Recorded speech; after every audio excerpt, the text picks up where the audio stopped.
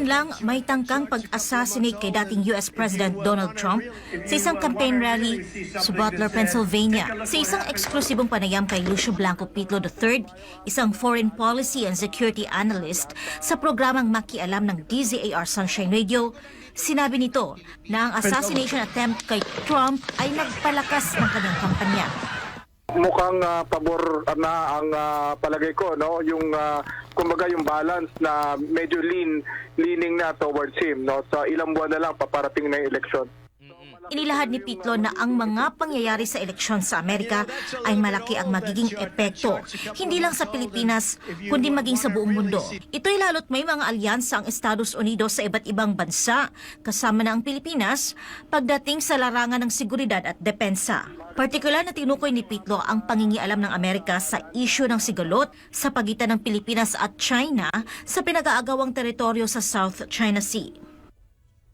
So tinitingnan yung commitment ng Estados Unidos pagdating sa kanyang mga aliado na ngayon ay nakakaranas ng syempre tension at pressure mula sa China sa parte natin dito sa issue ng South China Sea.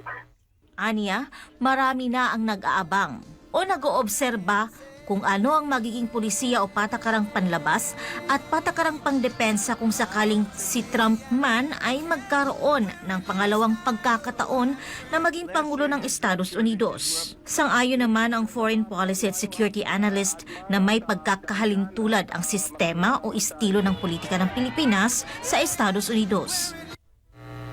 Siguro po, no, kasi mga kalahating siglo din tayo na kumbaga yung Amerika ay naging colonizer natin at gaya na nabanggit niya, maraming sa political at panggobyernong polisiya natin, system ay actually nakaayon, no?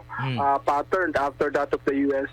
So yun nga, tinitingnan natin yung ehemplo, halimbawa ng demokrasya sa Estados Unidos at sinusubukan natin siya na kumbaga ay umusbong sa ating sistema, no? Although syempre may mga pagkakaiba.